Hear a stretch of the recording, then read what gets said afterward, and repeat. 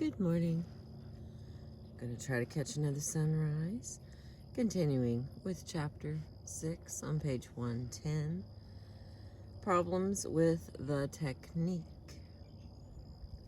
Chapter 6 is malpractice of the mouth and verbal violence. The major problem with this technique is not that it's difficult or hard to remember or anything of that kind. The major problem is that people sometimes have trouble putting it into practice. They say to me, I understand what I should have done, but I couldn't bring myself to do it. And they offer me, always, one of two reasons. First, they couldn't do it because they just couldn't let the attacker get away with it. Second, they couldn't do it because they felt so guilty. Both of these explanations rest on a serious misunderstanding of what verbal abuse is and why verbal abusers practice it. Let's examine them more closely. I just couldn't let them get away with it. What the verbal abuser wants is the confrontation, the scene, the fight, the row, or the row. Like a child who misbehaves because it would rather be punished than be ignored, the verbal abuser wants your full and undivided attention and is willing to go through any amount of ruckus to get it. The bait itself is trivial to verbal abusers, valued only for its potential to provoke you. They do not really care about your lateness to work, or your smoking, or your weight, or your extravagance, or the effects your actions may have on your parents, or whatever else they dangle in front of you as a lure. Unlike the rude leveler, they have no interest in your answers to their questions, or your replies to their challenges. They care about holding your attention. They care about tying you up for 15 minutes or more in the scenario they have planned for you.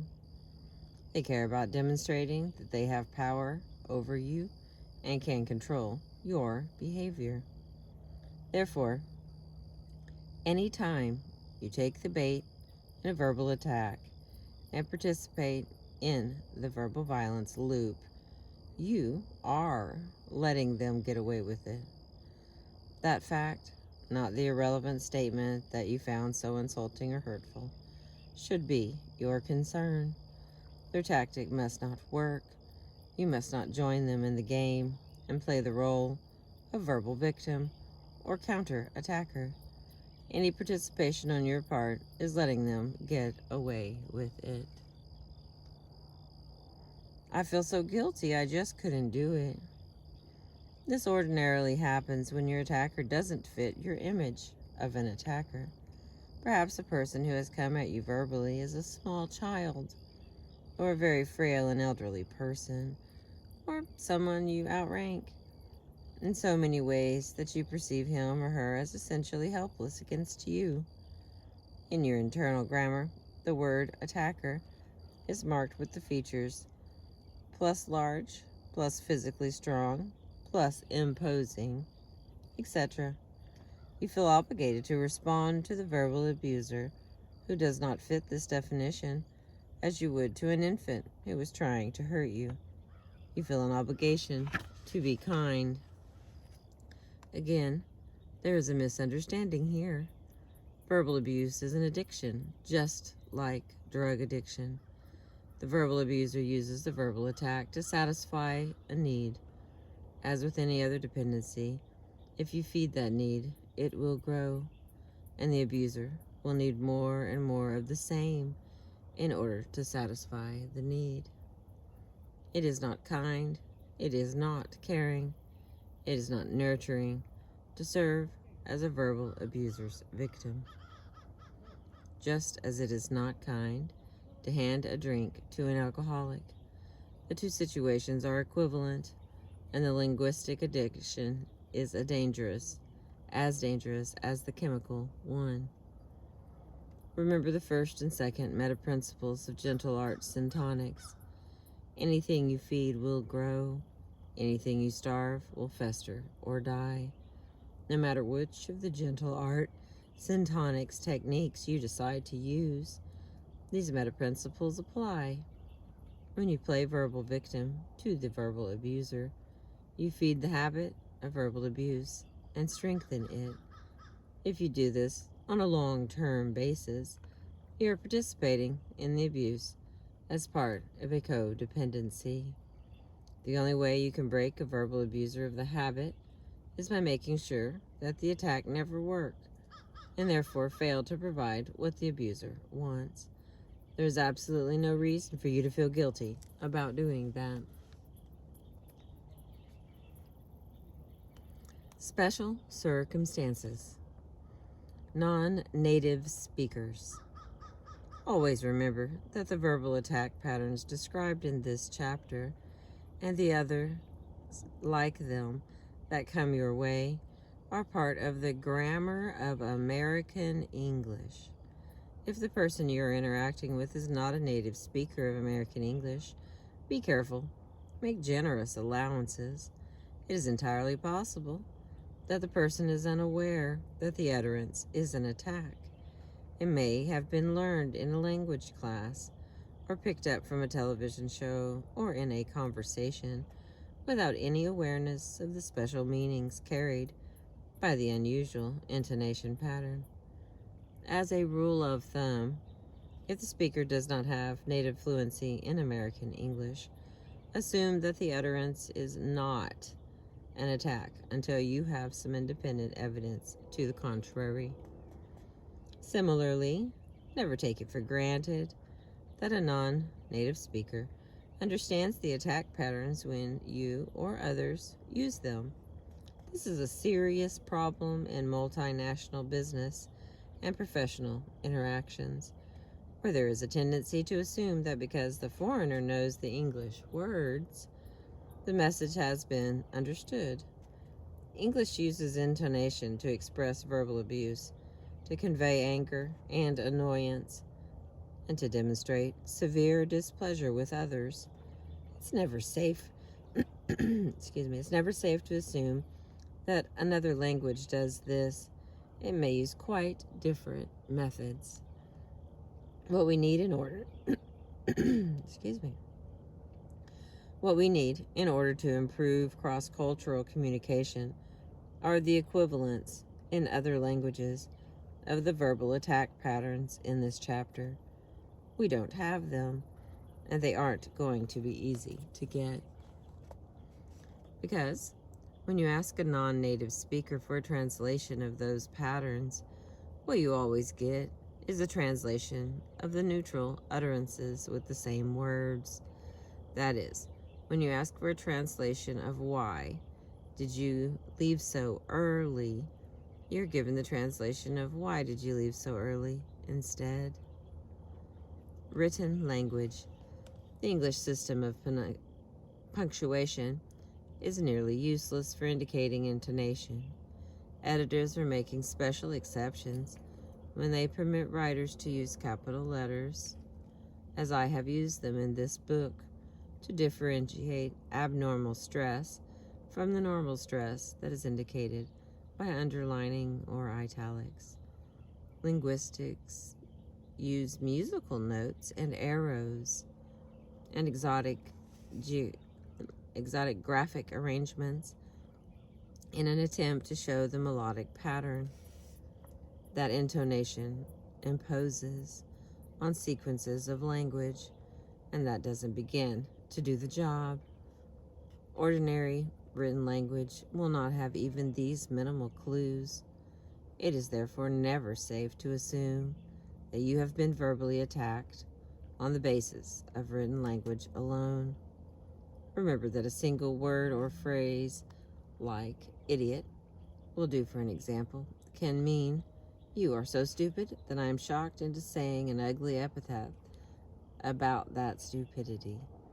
Or what you've just done for me is so wonderful that I don't know how to tell you what it means to me.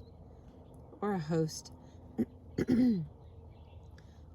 of other things corresponding to many different emotions both negative and positive. This is one situation for which the cliche, "you had to be there," holds true. When the written language comes from someone you have routine access to, you can usually manufacture a way to find out what was intended. Suppose the suspect sequence is in a memo addressed to you. Spill coffee on it. Then take it to the person who wrote it. Announce that you have spilled coffee on it, which is true, and that you can no longer read it. Ask them to tell you what it says, and listen to the intonation. If the message is handwritten, you may be able to just say you can't read it. Any excuse that will serve as a legitimate reason to let you hear the sequence from the speaker's own lips will serve. Second-hand language. Everything I've said about written language applies equally strongly to reports from person X that person Y said something or other. You can never know what intonation the utterance had in person Y's mouth from the intonation person X gives to it, unless you can find a way excuse me, unless you can find a way to hear the sequence from the alleged attacker's lips, as with written language, or find additional evidence that the language was an attack. Assume that it was a neutral utterance. Defining verbal violence. I want to turn briefly to the question of how the word violence should be defined. If your definition of violence stops at such things as bombs and bullets and beatings, you may be finding my term, verbal violence, hard to deal with. This is a reality gap, and a major one, responsible for vast amounts of confusion and chaos. It appears to be one of the only semantics issues that breaks down along gendered lines. Let's set aside for now the moral question about violence. They are touchy questions, and there is no shortage of material in all the media dealing with them. Let's consider simply the economic questions, which are not controversial. I am certain that even the most Rambo-esque and militant among us will agree that violence in society costs us money that could be spent to expand the economy, money that could be used for investment and rebuilding, money that could be used to reduce the tax burden, money that could be used to improve the environment, money that could go to research and development in the sciences and the arts. A vast amount of money, and it must all be devoted instead to the servicing of violence. Consider what you personally spend for security, for insurance against vandalism and burglary, and for taxes to support your local law enforcement and criminal justice systems, not to mention the whopping bills for health care, for the rehabilitation of substance abusers, and for lost productivity, all due to the effects of violence on the members of the workforce. Violence is as much a part of your cost of doing business as practicing your profession, as your lights and water and phone bills are. You cannot afford to be indifferent to the subject.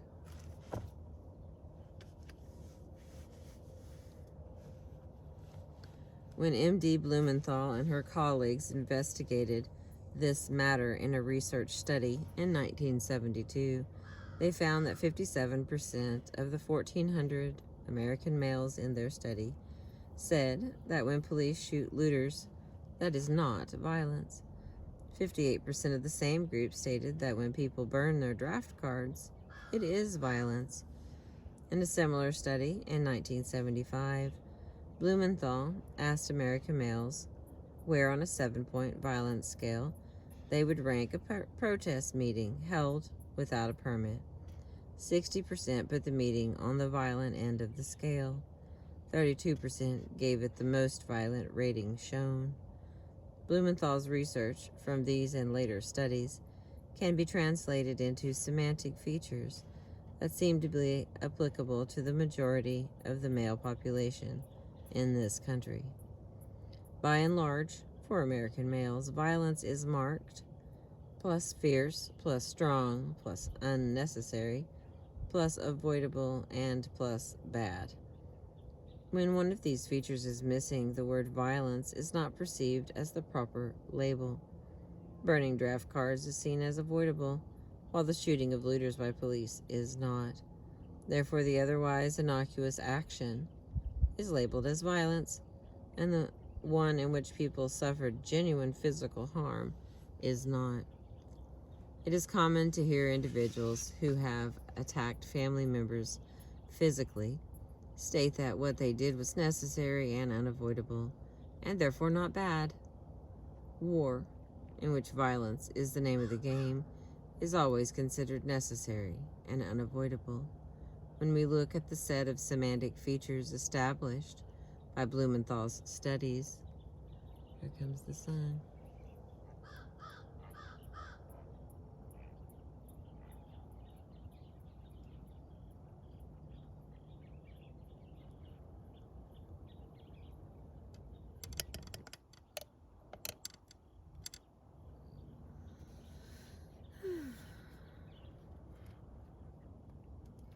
War, in which violence is the name of the game, is always considered necessary and unavoidable. When we look at the set of semantic features established by Blumenthal's studies, such statements cease to be surprising. They allow us to predict that when the actions taken by members of teenage gangs terrorize our streets are dictated by the code of the gang, the perpetrators will not consider them violence. They make it easier for us to understand why drug addicts insist. The news stories tell us without any sign of remorse that they are not violent criminals. Notice that the defining features make no reference whatsoever to the results of the actions. Those results clearly are not considered relevant. If you are someone who believes that injury resulting from an action taken against another person will make that action violent, you are going to have great difficulty communicating with people who define violence as the Blumenthal subjects did. For each of you, the other person's language will seem to make no sense because you will not be speaking the same language. Beautiful. The implications for criminal law, the justice system, law enforcement, human service agencies, education, healthcare, and the economy at large are obvious. There's no need for me to point them out to you. But there is something important that is not so obvious. The roots of physical violence are in verbal violence. Defining violence with no reference to the harm it does to people requires just one thing: callousness. Human infants are not callous. By the age of 6 months, if they are set down near another infant who is crying and in obvious distress, they will make unmistakable efforts to comfort the other child. If those efforts fail, they begin to cry in sympathetic chorus. Callousness has to be taught to children, and we do teach them. We listen when they tell us that little Mary and little Johnny were upset by their words, and this is the sort of advice we give them. Oh, don't worry about it. They'll get over it. They're just making mountains out of molehills. They just don't know how to take a joke. They're just acting like babies. They'll grow out of it.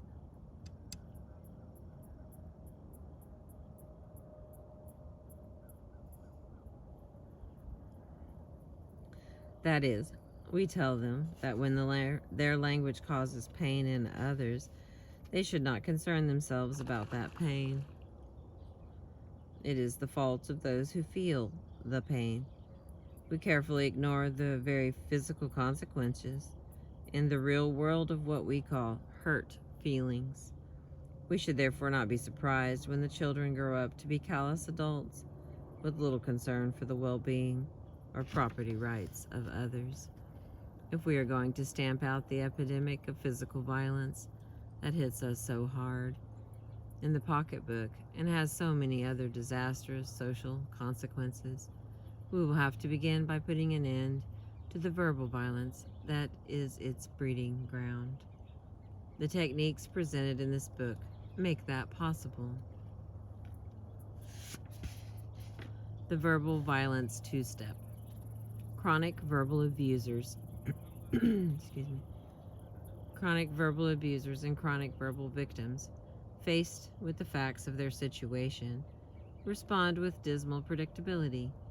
Verbal abusers begin by insisting that their victims are simply touchy and neurotic. That's step one. Step two comes in two versions. I didn't mean any harm, and I was only kidding. Verbal victims let the abusers lead, beginning with, I guess I'm just neurotic, and I guess I just make mountains out of molehills.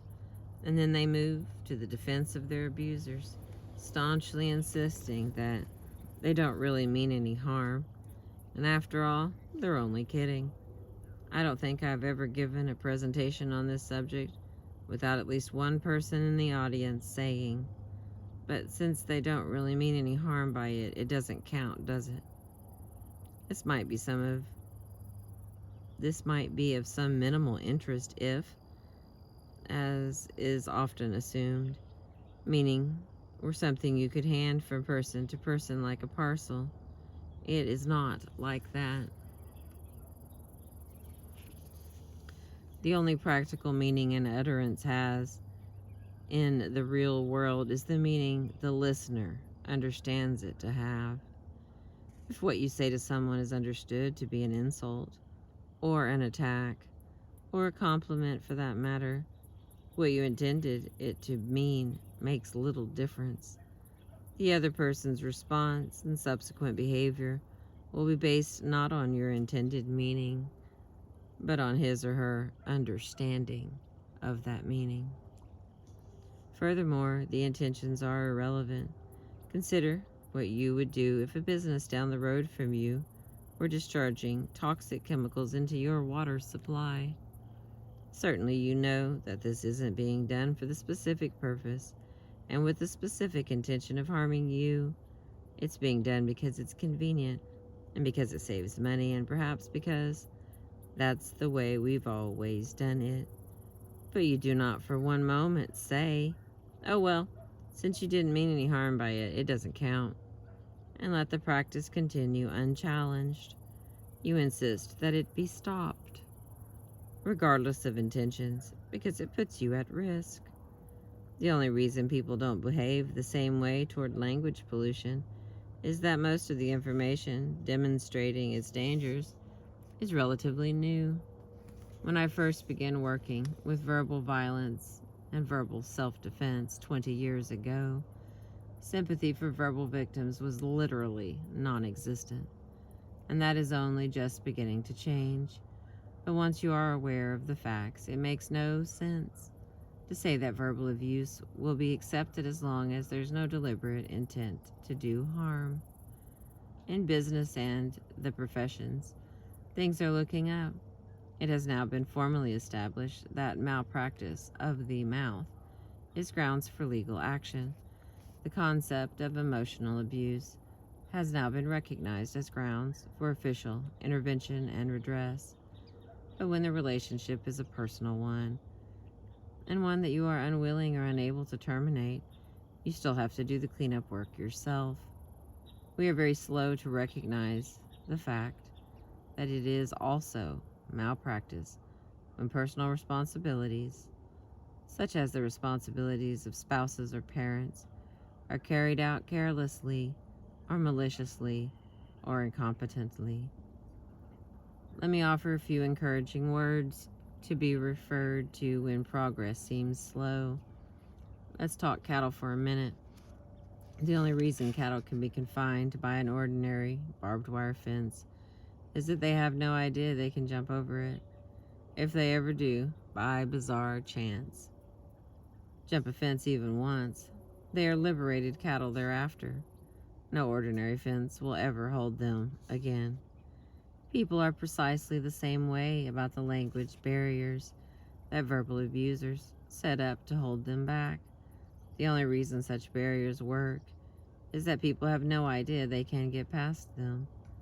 The person who does get past even once is no longer a prisoner of verbal abuse in the same way, and such barriers will never again hold that person back in the same way or to the same degree again.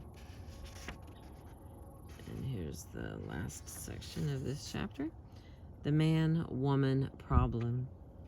The September-October 1988 issue of Executive Female had an article by Linda Heller titled "The Last Angry Men: What Men Really Feel About Working with Women."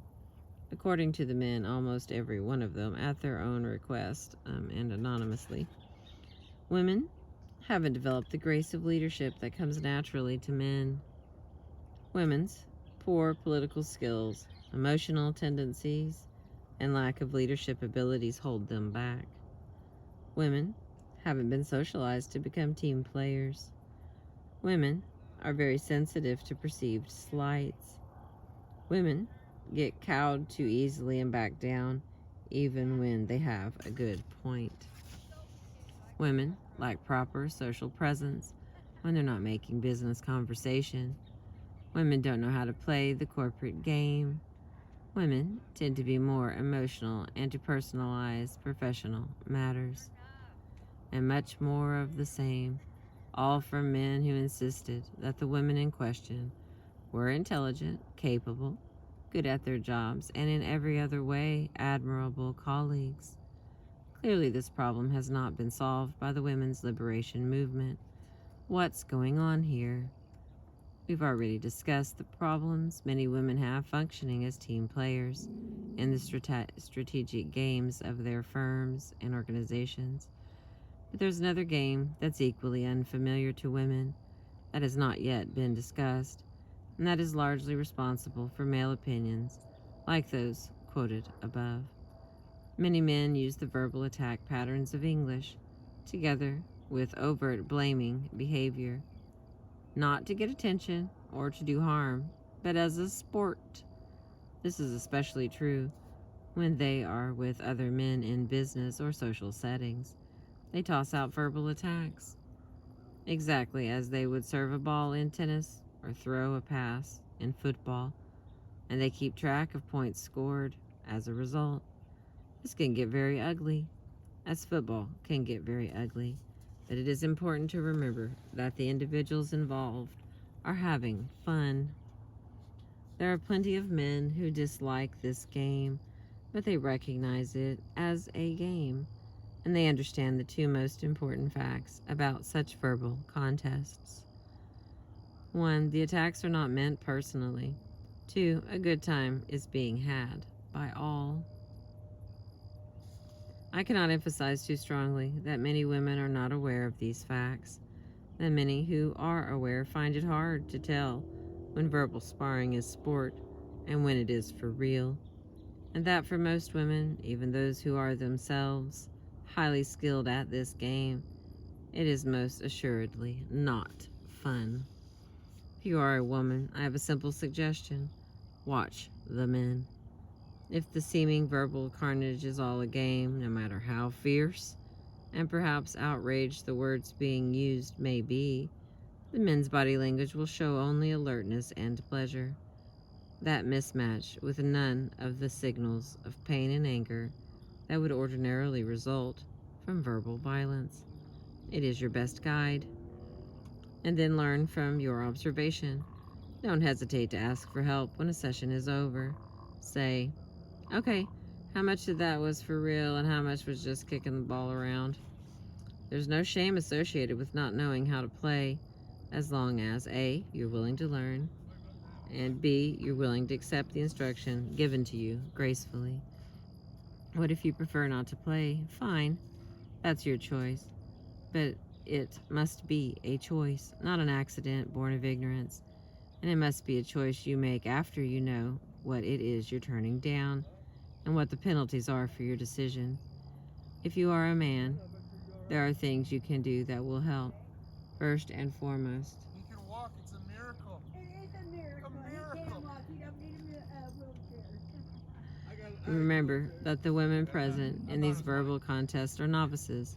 Be alert to their signals. Second, when women ask you for clarification and help in this area, either give it without being patronizing and sarcastic, or turn them over to someone who can. Third, when a woman becomes obviously rattled and distressed by verbal sparring, don't take that personal. In the notes it says 1. Contemporary OBGYN's Malpractice Update, column for September 1986, page 207, carried the following instructive item. Excuse me. A Georgia appellate court ruled that a physician had to stand trial on charges of using abusive language. The higher tribunal found a trial court had erred in granting summary judgment for the doctor. The patient had brought suit, charging intentional infliction of emotional distress through use of abusive statements. 2. Remember that multiple strong stresses on words or parts of words are characteristic of blaming and placating language. The workout for Chapter 6. What are the toxic waste dumps in your own language environment? What are the places and the times that you know in advance will be filled with verbal abuse?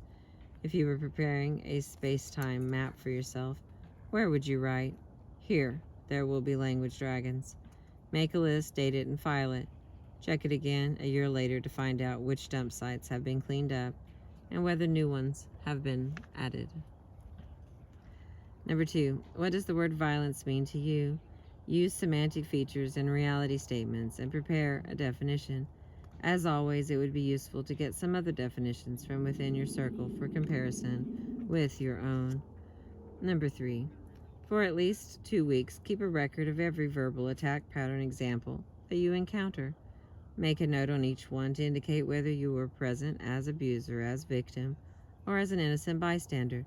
The totals will give you a rough idea of your own verbal attack pattern profile.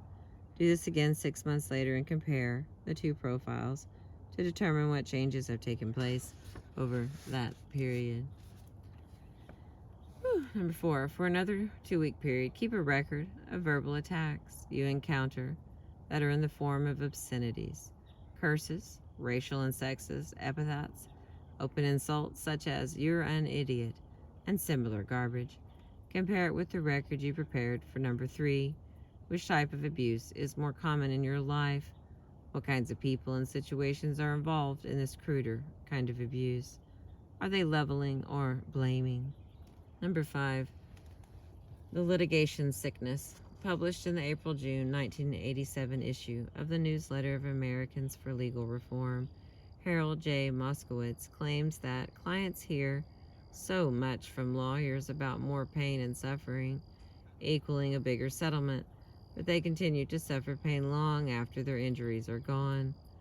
Lawyers, he says, are the leading cause of jurisgenic disease.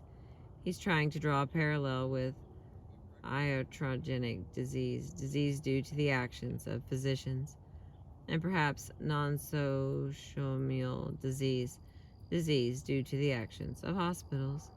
Do you agree? Is there any other profession that could be added to the set? Number 6.